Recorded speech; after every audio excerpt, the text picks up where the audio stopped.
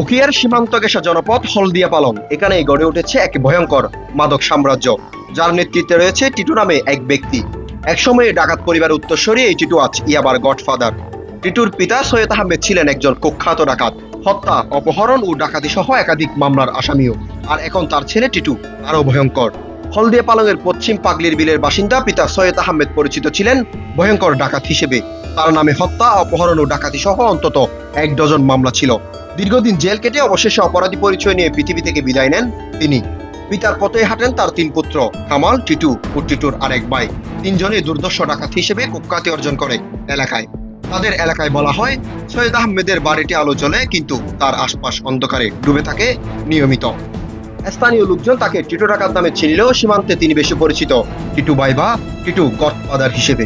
সীমান্ত পথে মাদক পাচার একাধিক সিন্ডিকেটের হাল ধরে আছেন তিনি। তার নেতৃত্বে বিজিবি 42 নম্বর সোনাইছড়ি চেকপোস্ট হয়ে নিয়মিত ইয়াবা প্রবেশ করানোর অভিযোগ রয়েছে। একসময় ডাকাত হিসেবে পরিচিতি থাকলেও টিটু এখন ইয়াবার বড় ডিলার, কিন্তু আগের চেয়ে এখন আরো ভয়ঙ্কর হয়ে উঠেছে এই টিটু।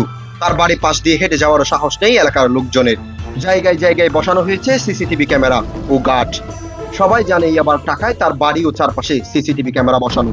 চতুর টিটু সংগঠিত কোনো অপরাধে নিজেকে কখনো সামনে আনেন না। মাদক চালান দেশে প্রবেশ কিংবা বিতরণ সবই তিনি করেন গোপনে নিয়োগকৃত বাহক, ডিলার আর দালালদের মাধ্যমে। মূল চালানগুলো সীমান্ত পেরিয়ে সোনাইছড়ি 42 নং বিজিবি চেকপোস্ট হয়ে আসে রোহিঙ্গা ক্যাম্প পর্যন্ত। এরপর বিভিন্ন ছোট ছোট গোপন গোডাউনে রেখে তা দেশের বিভিন্ন অঞ্চলে পাঠানো হয় তার বিশ্বস্ত লোকদের মাধ্যমে। তার চালান ধরা পড়লেও নিজের নাম থেকে যায় নিরাপদ। টিটু আগেভাগেই যে কাউকে বহনকারী হিসেবে পাঠানোর সময় চুক্তি করে নেন।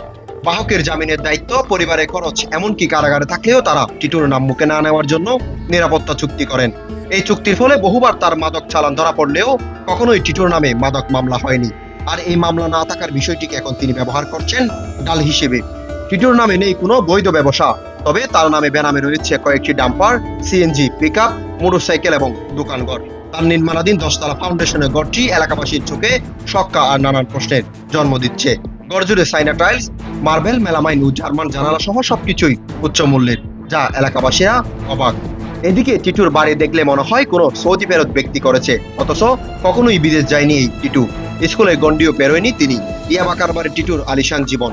টিটুর সিন্ডিকেটে রয়েছে ডাকাত তুফায়েল, খলিফা মঞ্জুর, চেকপোস্ট মিজান, তার ভাই কামাল, রোহিঙ্গা ইয়াবাডন অলি আহমেদ, জামাই শফি, সিয়ক ফরিদ ও ছোটন সহ অন্তত 15 থেকে 20 জন পেশাদার মাদক কারবারি। এই সিন্ডিকেটের কাজ সীমান্তে পণ্য নেয়া আনা, বিজিবি ও প্রশাসনের মধ্যে ম্যানেজমেন্ট, মোবাইল চেকপোস্টকে ফাঁকি দেয়া এবং রোহিঙ্গা দালালদের মাধ্যমে ক্যাম্প থেকে ইয়াবা সংগ্রহ করা। অভিযোগ রয়েছে টিটু প্রশাসনের একটি অংশকে নিয়মিত ম্যানেজ করেন, ফলে তার বাড়িতে মাদক বিরোধী অভিযান পরিচালনার উদ্যোগ নেওয়া হয়নি কোনো সময়। একসময়ে ডাকাত পরিবারের উত্তরসূরি টিটু এখন ইয়াবার গডফাদার হিসেবেই পরিচিত। দৃশ্যমান কোনো বৈধ পেশা ছাড়াই তিনি তৈরি করেছেন বহুতল বাড়ি, গড়েছেন সিন্ডিকেট, গিলে খাচ্ছেন স্থানীয় যুব সমাজকে। তবে নিজের নামে মামলা না থাকায় তিনি মাদক কারবারি নয় দাবি করেন। News desk, voice world 24, Cox's Bazar.